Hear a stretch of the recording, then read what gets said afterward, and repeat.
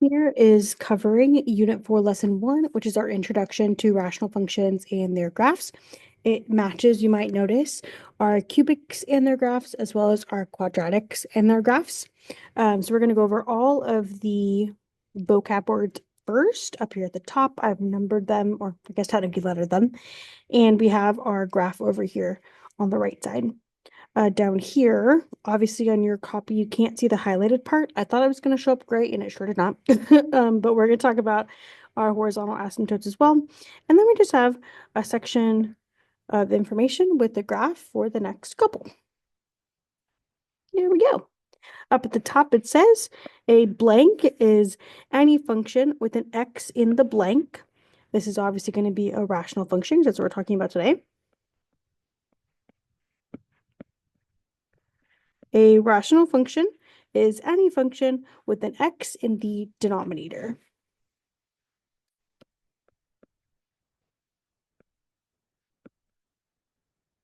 So far, all the functions we've talked about have not had a denominator. It's been a denominator of 1 because they've been whole numbers.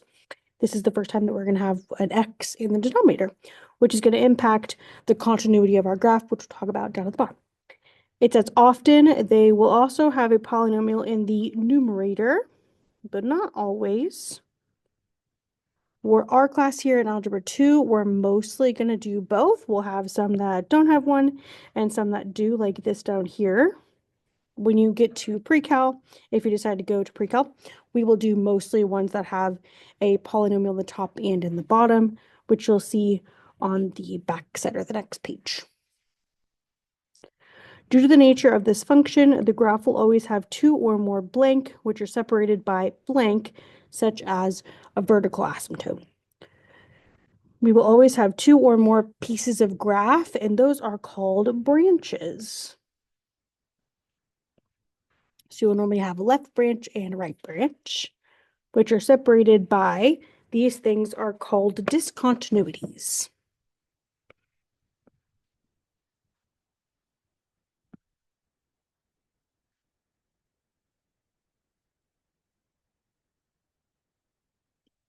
Here we go. A says the numerator, that's just the top.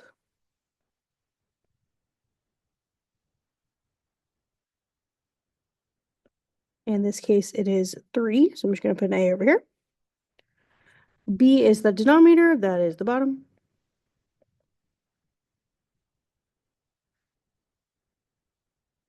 X-intercept is obviously where it crosses the x-axis. These will not always have an x-intercept. In the last two sections, we did cubics and quadratics. Both of those, well, cubics always have an x-intercept. Quadratics don't, but normally they do. On these, it's going to be kind of half and half, depending on where our horizontal asymptote is. So if you look at our graph here, you'll notice it doesn't cross over anywhere here along the x-axis. So this one doesn't have any.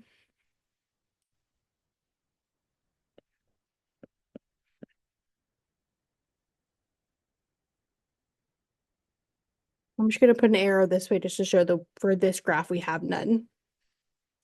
I'll put fx. Our y-intercept here, again, sometimes we can, sometimes we can't have one. This one is, looks like between -1 and -2. We're going to call that -1.5.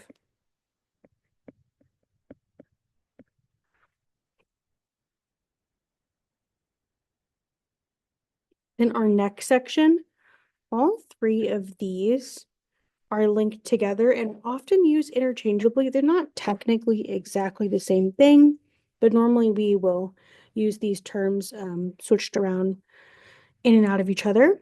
A discontinuity is anything that causes our graph to be discontinuous. So we're going to say where graph is discontinuous, which means where it doesn't continue. There are two types of discontinuities that we're going to work with for rational functions. There are infinite discontinuities and point discontinuities. Infinite discontinuities are vertical asymptotes. That's where the graph approaches positive or negative infinity. when it is approaching that discontinuity. Graph goes to positive or negative infinity. And this is called a vertical asymptote, which is H on our thing. I'm just going to put VA for vertical asymptote.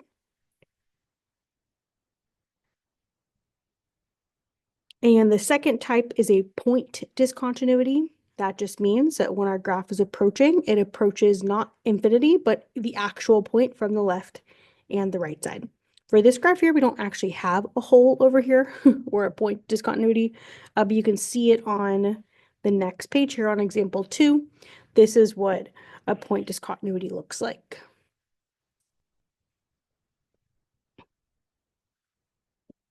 So I'm going to go graph goes to specific point to x, comma, y. And this is called a hole. Our next two are the same thing. Restricted values and excluded values are the values that make our denominator equal to 0, which makes them excluded from our domain. That's why we say excluded. So here I'm just going to put a little caret there, and we're going to say any x where denominator equals 0.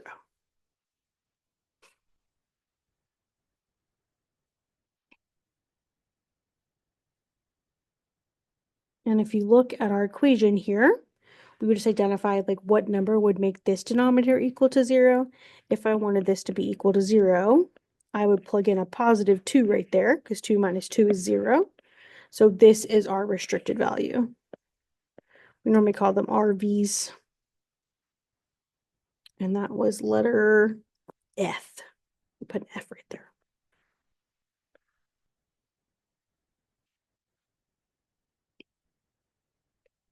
Our next two, H and I, we already wrote what they're called mathematically.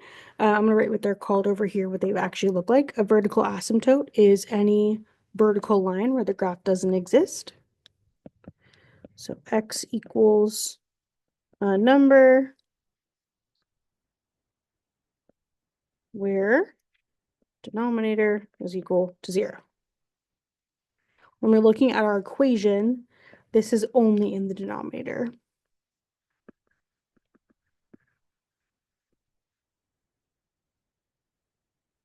That'll make a little more sense later. And let's go ahead and put that here. I'm actually going to use a highlighter, so you want to grab a highlighter. It looks like our vertical asymptote is right here at 2. And that would be H. And that's x equals 2. You can also see it right here, right there. So our restricted values are going to be wherever the x value is that makes the denominator equal to 0. And those x values are going to be called vertical asymptotes or holes. It's where our graph is discontinuous. I know this is a lot of new vocab. Don't worry, it'll get a lot easier once you've used the number or the word, sorry, over and over again. Our next one, I, is a hole. This one is a point where x is a number when the denominator is equal to 0. This one is going to be found from a factor that is in both the numerator and the denominator, so it's going to cancel out. So we're going to call that a canceling factor.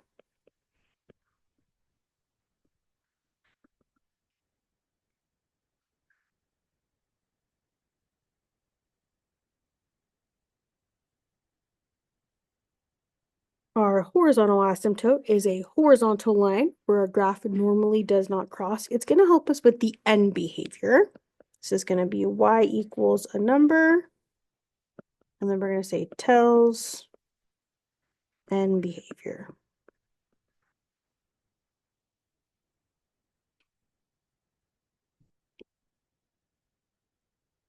For our graph over here, it looks like, I'm going to use a different color highlighter.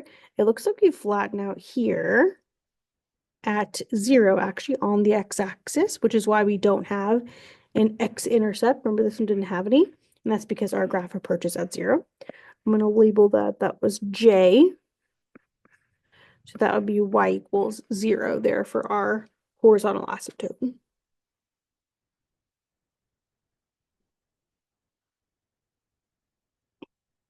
Okay, our domain and range, these do tend to make people struggle just a little bit. Our domain is going to be all real numbers, except it's not going to include the restricted values, which are any x value where the denominator is equal to 0. When we're working with it in other mathematical terms, we're going to exclude, right? These excluded values are just the vertical asymptote and the x value of the whole. Those are the numbers that are these. So the domain is going to be negative infinity to our restricted values and the restricted value to infinity.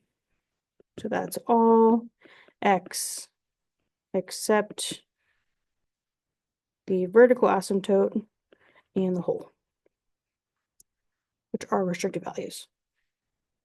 Well, the x value is the restricted value. Our range is going to be similar to this, but it's just going to exclude our horizontal asymptote and the y value of the whole.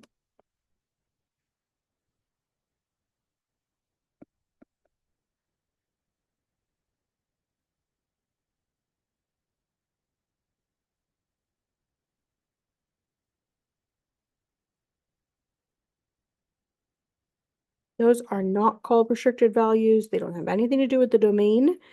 They are strictly for the range, that's why they don't have an RV as well. Let's find the domain and the range for this graph here. I'm going to put it up in the corner. Our domain was K. And remember, we said it's going to be everything except the restricted value, which is whatever number makes your denominator equal to 0. We found that right up here. That number is 2, meaning our domain will be everything except 2. So we would go from negative infinity to 2, and then we're going to put a parenthesis because we're going to stop at 2, and then we're going to pick up on the other side of 2 and go on forever. Here, this is what it looks like when we exclude 2. You can also see it here on the graph, right? This graph exists here until 2, and then it picks up again here and goes on forever. So this is the left side of 2, and this is the right side of 2, essentially. And then our range, let's see, that was L.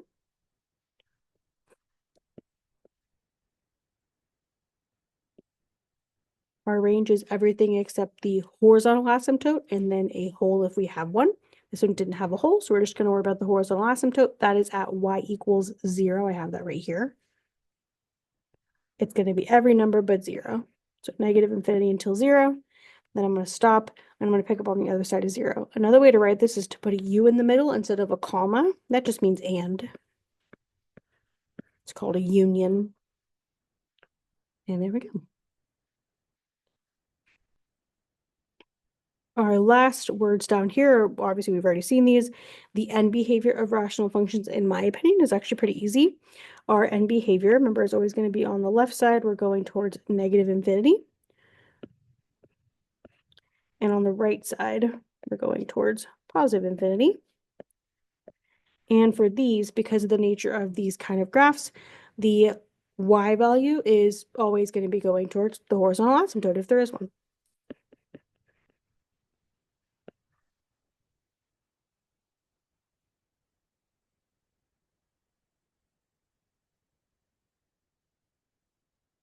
Let's look at an example. We have 3 forms of rationals. We have standard form, factored form, and simplified form. Standard form obviously is just written as if it is like ax squared plus bx plus c, not factored at all, no parentheses. Our factor form would be if we factored it if we can. And then simplified form is when we've already crossed out anything we could cross out. For this one, our standard form, these are already factored. In our numerator, we have a binomial. There's nothing else we could do there with that 2x minus 1. There's no GCF that's not equal to 1. So it's just going to say 2x minus 1. And then our denominator is just x. Here, because there's nothing we can cross out either, the simplified form would actually be the same. So sometimes they're all the same. Here is the graph that shows it. And what we're going to do is try to just identify all of these values. What we're going to do first is look at our x and y-intercept. These are ones we've already learned about, so they should be pretty easy for you to see. For our y-intercept, we cross right here. Looks like it's about halfway between 0 and 1. So I'm going to say that's 1/2.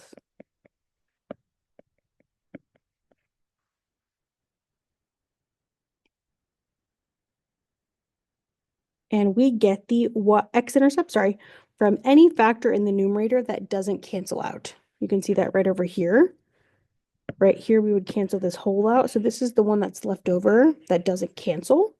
We can see that right there with that 2x minus 1. So we got this from 2x minus 1. That's where that 1/2 came from. Our y-intercept is wherever we cross the y-axis. You can see it doesn't look like we're going to cross the y-axis. This is actually the vertical asymptote because I flatten out here. Right at the bottom, I'm going towards negative infinity. At the top, we're going towards positive infinity. So for the y-intercept, we're just going to say none. And we know that's none because the vertical asymptote is at 0. So for the vertical asymptote, I'm going to say x equals 0.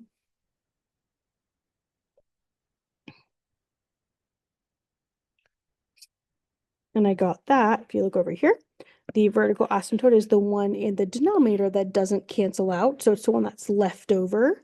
Here is this x. And we just want to know here, for our restricted value, what value makes the denominator equal to 0. Obviously, if you put in a 0 for x, it'd be equal to 0. So that's where we got that x equals 0 from. So x equals 0.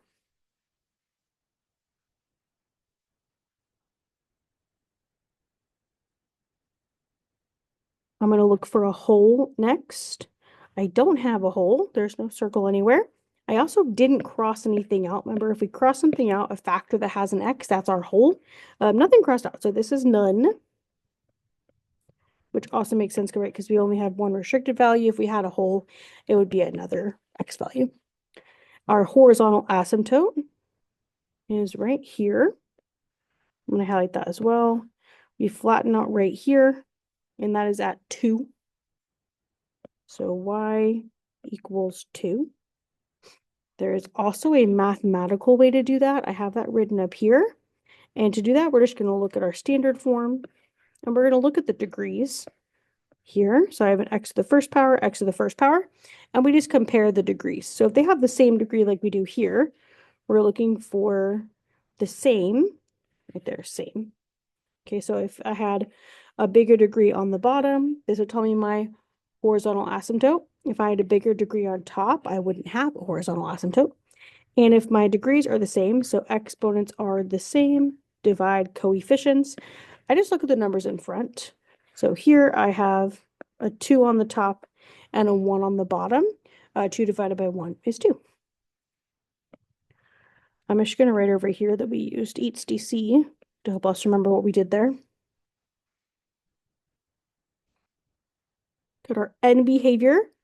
Remember, on the left, we're always going in the negative direction. And on the right, we're always going in the positive direction. Sorry, I put an equal sign there. It's supposed to be an arrow.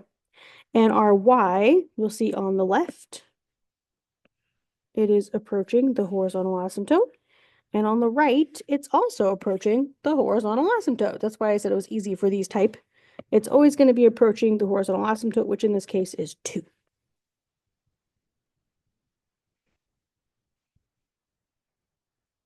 Our domain, remember the domain is going to be all x values except our restricted values. Our restricted value, we only have one, is 0.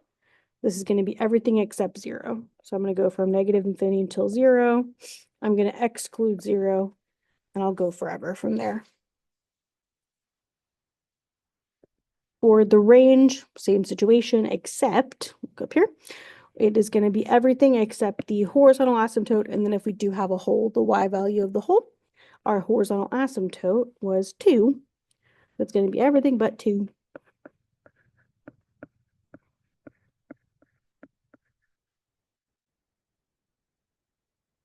And there we go. So a lot of new vocab, a lot of vocab you've already seen. And we're just kind of morphing it to make it fit these kind of questions. let's look at the next one.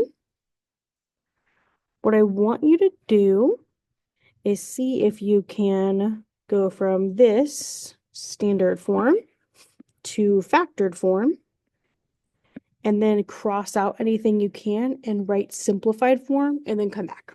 So go ahead and pause, try to fill in the standard, factored, and simplified form, and then come back. Remember, if you're having trouble with factoring, you can always check the back of your journal has directions, and then it's also in our journal in the factoring section of Unit 2. Here is what we're looking at. On the factored form here, all I did was factor this trinomial by using a multiply add chart. I wrote my multiply add chart right here. The numbers that multiply to make a times c, which is 1 times -2, obviously -2. The only options here are 2 and 1. And then we're adding to the middle term of -1, so that'd be -2 times 1, and they would obviously add here to -1. Now, if you wanted to do a box, you could. Remember, you don't have to do the box if you have a 1x squared. So all I did was just fit them in here to our factors. Now, to get to simplified form, we're going to cancel out anything we can. I'm going to use a highlighter. You can cancel out here. X plus 1 is on the top and x plus 1 is on the bottom. When you divide anything by itself or you cancel something out, you end up with 1 because anything divided by itself is 1. That's where this 1 here comes from. That's because x plus 1 divided by x plus 1 is 1. Good. Now I'm going to use this thing. I don't know what to call this. I'm going to use this to label my stuff. The thing we crossed out is the whole.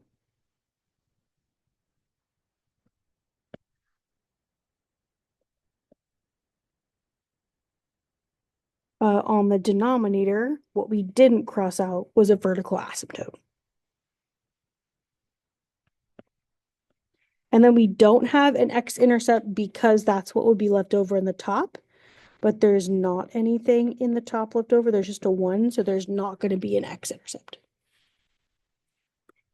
There we go. Okay.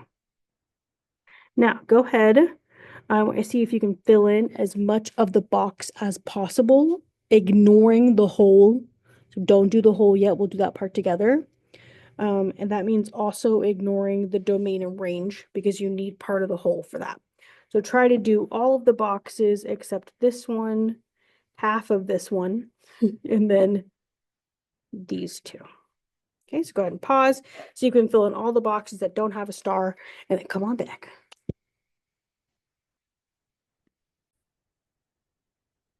Here is all of our boxes except the ones with the stars filled in. Our x-intercept, we already identified there wasn't going to be one of those because we don't have anything in the numerator that we could set equal to 0 and solve. We can also see that here on our graph, we're never going to cross the x-axis because our horizontal asymptote is at 0. So I put none. Our y-intercept here, we can cross right there. You see that's at -1/2. If you're not sure exactly the number, the easiest way to find that y-intercept, look at your standard form and just divide these guys back here. So this here gives you the y-intercept.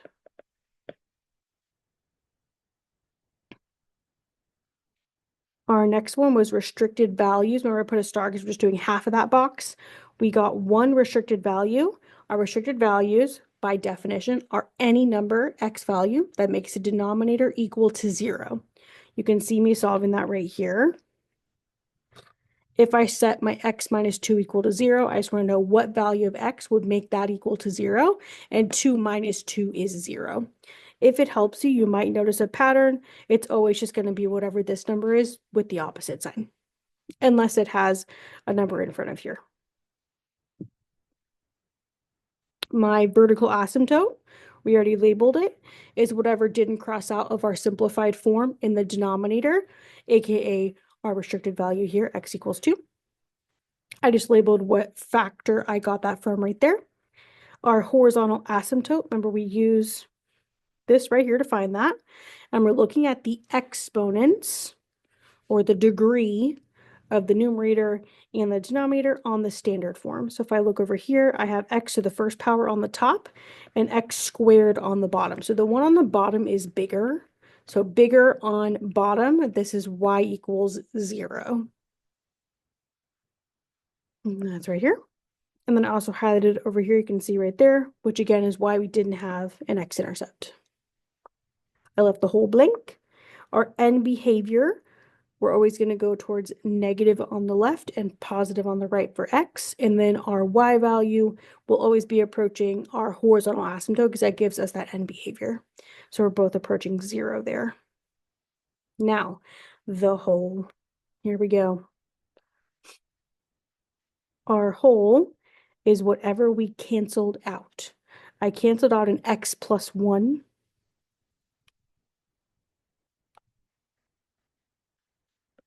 And I want to know what value of x would make that equal to 0. So if I plug something in right here, what number, so what plus 1 equals 0, that would be -1. So x equals -1 is the x value of the whole, which means that would go right here. It's a restricted value because it made the denominator equal to 0 because it happened here in the denominator, right there. Remember, vertical asymptote, whole. This here is a restricted value, and this here is a restricted value once we solve for x, right? These factors each will give us a restricted value. This is our vertical asymptote. That one gave us +2. This is our whole, and this one gave us -1. Remember, same number, opposite sign. Now I have both my restricted values written down. The way to find the y value of the whole is written right up here for you. So how to find a whole with algebra. Wholes, which are properly called point discontinuities. We wrote it on our beginning section as well. And don't worry, we will use this vocab quite a lot next year in pre-cal as well, so you'll see it again. Occur where the graph does not exist, but the blank is equal to blank, because the denominator, you're going to hear me say this 1,000 times, is equal to 0. Look at the equation for the factor that cancels out from the numerator and the denominator. So here, remember, we canceled out x plus 1, so that's our whole. Now to find the x coordinate, we just did that. This is the restricted value, an x value that makes the denominator equal to 0. You're going to see this so many times when you think of plan. And then it says, found by solving the canceling factor, which happens in the numerator and in the denominator. Our y coordinate, we're about to try to find that for the first time. This is found by plugging in the x coordinate after you have converted to the simplified form by canceling out anything you can. Now, the reason we can't plug back into factored form or into standard form is because that whole is still in there. So it would just give us undefined because the denominator would be equal to 0. Does that make sense? If we still have our whole in here, that means I still have x equals -1 in there, which would make that denominator equal to 0. And when a denominator is equal to 0, it's undefined because you can't divide by 0. We're going to plug in here. It says plug in the x coordinate into the simplified form. You can either squeeze it right here. I know this is probably getting a little jumbled. Or if you have some room here, you can put it here. Or if you have some room in the margin, you want to stick it over here, you can put it over here. I'm going to squeeze it right here. So my simplified is y equals 1 over x minus 2. And we're going to plug in here our x coordinate of the whole is x equals -1. So I'm going to plug in -1 there. I'm just going to type that in my calculator. Here we go. Then I'm just going to type the whole thing in the calculator. So let's pretend I'm typing in my calculator right now. This is me typing in my calculator. And it's going to give me -1/3. I'm going to write that over here. My whole here is -1 comma -1/3. You can also eyeball the whole right there. Do you see there's our whole? It does kind of look like -1/3, but the problem is that when our graphs are so small, it's hard to see. The other problem is that when you graph this in the calculator isn't going to give you the whole. The only way to get the whole is mathematically. So you can get the x value of the whole, it'll say undefined at -1, but it won't give you the y value. You'll have to actually calculate that one yourself. There we go. Now we can use that information to finish off the bottom two. Remember, our domain is everything except our restricted values. So no restricted values. Our restricted values were 2 for our vertical asymptote and -1 for our whole. So it's going to be everything except 2 and -1. I'm going to go from least to greatest. So negative infinity, we're going to hit -1 first, so that whole. I'm going to exclude that whole. I'm going to pick up again on the other side of the whole. And I'm going to go until the vertical asymptote at 2. And then I'm going to pick up on the other side of 2 and go on forever because nothing is going to stop me after 2. You can see that here. Here is the chunk that goes from negative infinity until -1. Here's the chunk that goes from -1 to 2. And here's a chunk that goes from 2 to forever. Similar situation for the range. Remember, the range is everything except the horizontal asymptote and the y value of the whole. Our horizontal asymptote is 0, and the y value of the whole is -1/3. So I'm just going to exclude 0 and -1/3. I'm going to start with the -1/3 because it'll hit that first. That's going to exist between -1/3 and 0, very thin section right there. And then it will exist after 0 forever. Remember that U, it's just a union, that just means and. And there we go. Perfect. Again, I know this is a lot of information. You're doing so good. We'll have a lot of time, less time this year, more time next year to practice this over and over again. The biggest takeaway you should be taking now is that we're going to have access to this vocab. You'll be able to use this later on as well to help you out. And this section here. So please just remember you can look at your resources to know how to do everything because it's a lot of information to try to remember, okay? Let's look at this one, number 3. What I want you to do is just try to get standard to factored form. So just factor it and then cancel out that whole. We do have a hole in this one as well, and get simplified form. So just try to fill in this box and then come back. So pause, fill in this box, and then I'll see you in just a second. Welcome back. Here is what you should have. I'm going to start first off with how we factored that. We didn't need a box for this one either because we actually didn't have an a value that wasn't equal to 1 after we took out our greatest common factor. Looking at the top here, we had 2x squared minus 2x minus 12. All those can be divided by 2, so I had a greatest common factor of 2. Took that out. I divided everything by 2, and I wrote down what I had left, which was x squared minus x minus 6. And then I had a trinomial right inside this parentheses, so I did a multiply add chart. I'm going to multiply to a times c. So that's 1 times -6 is -6. And I'm going to add to that middle term, which is -1 right here.